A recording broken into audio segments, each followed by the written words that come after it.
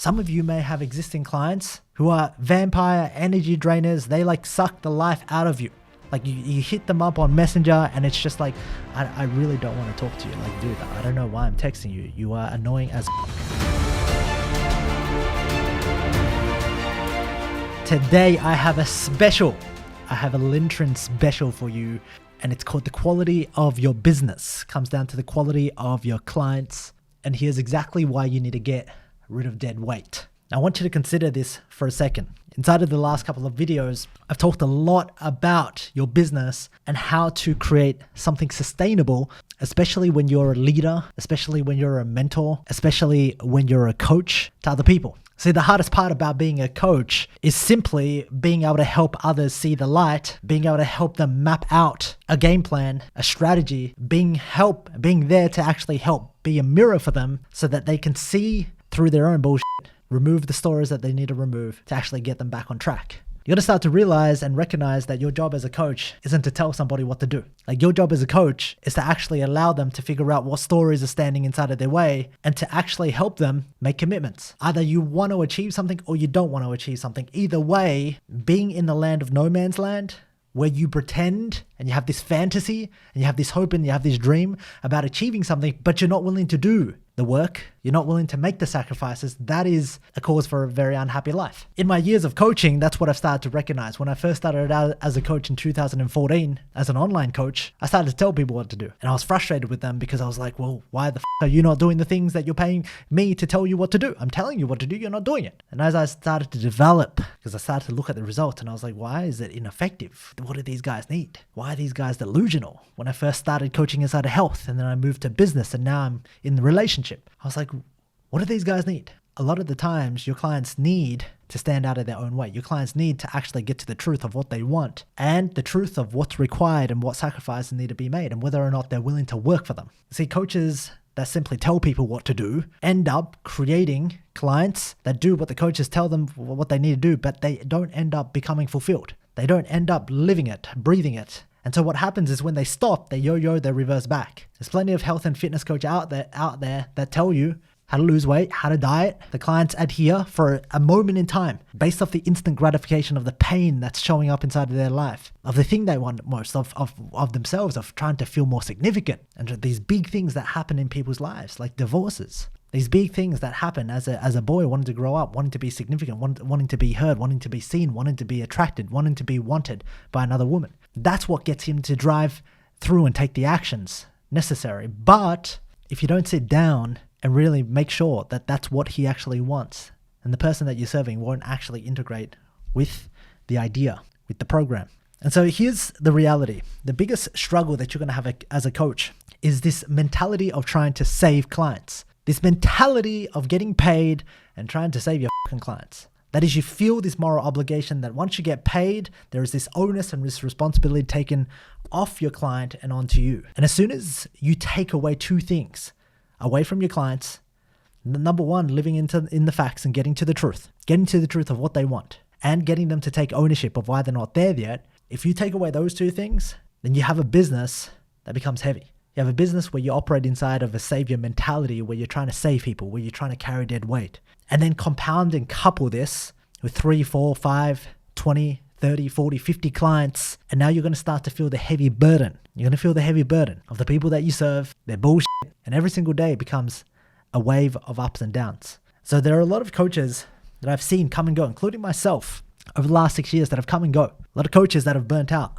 A lot of coaches that it's not a game of figuring out how to get more clients. It's a game of figuring out, well, why is this so heavy? Why do I hate my life? Why am I making the money that I make, but I have a business that feels fucking huge, heavy? And at the end of the day, I just simply don't want to deal with other people's shit.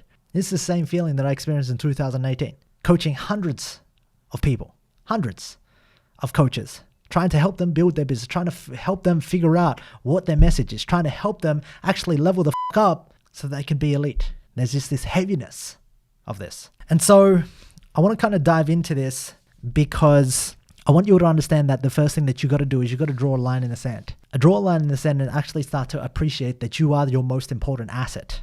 And that if you don't focus on protecting you don't focus on protecting what you see, then you'll never get to build the business or the life that you want.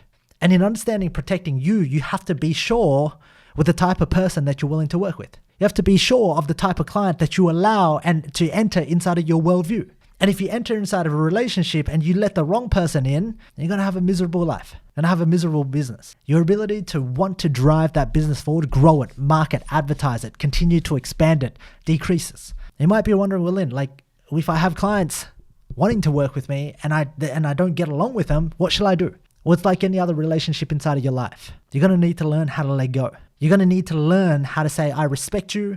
We have different opinions. We have different beliefs, but I'm choosing not to engage. And that is one of the hardest things that you got to be able to do. Some of you may have existing clients who are vampire energy drainers. They like suck the life out of you.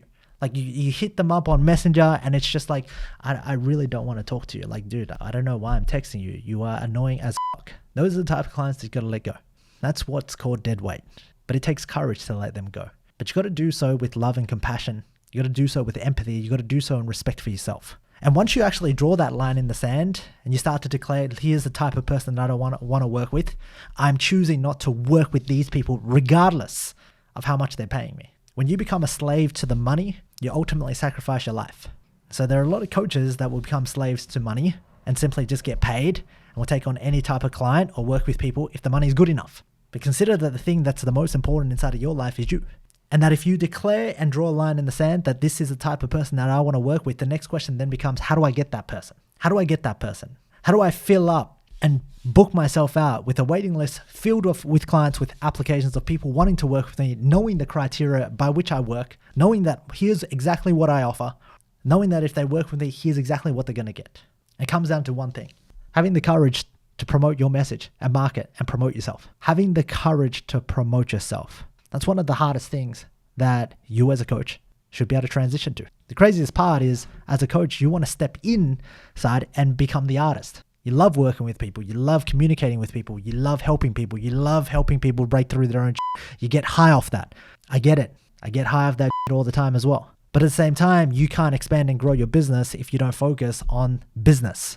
And business is all about learning how to promote, learning how to advertise, to get in front of new eyeballs. Every single day, if you're not getting in front of new eyeballs, then you will not actually be able to grow your business. So a key habit that I want you to think about today is, how are you getting and expanding yourself in front of new eyeballs? I don't care if you run ads. I don't care if you play down the organic. I don't care if you send out cold emails. How are you getting consistently in front of new eyeballs every single day that you like, that you're going to do, that you're going to stick to?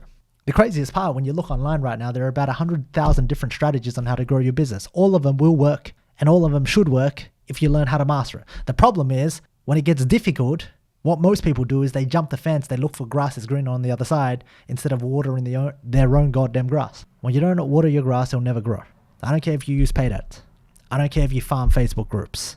I don't care if you post organically. I don't care if you do Instagram direct message. I don't care if you jumped on LinkedIn. All these strategies are viable. The question is, which one are you sticking to and mastering? The second thing that you need to do is, once you have these eyeballs, what are you going to do with the eyeballs? It's one thing for you to have eyeballs right now. The next question is, well, how good are you at communicating your message across the board on video, whether it's audio, whether or not it's text, to getting your message across and adding value to the person that you've got eyeballs from?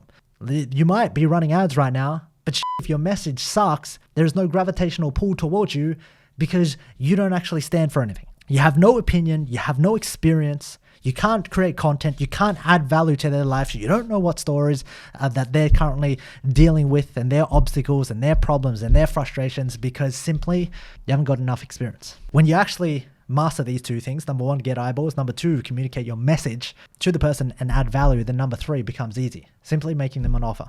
Hey, we got this program coming up. Here's what we can do over the next 12 weeks together. Here's what we can do over the next 12 months together. I've got a course here. Here's what it can actually help you with. Would you like to know more about this? Yes or no? Here's the offer. Growing your business is easy. Figuring you out, figuring out your ability to lead yourself, figuring out your ability to have principles and guards and protection mechanisms for you so that you don't have dead weight inside of your business, that's difficult.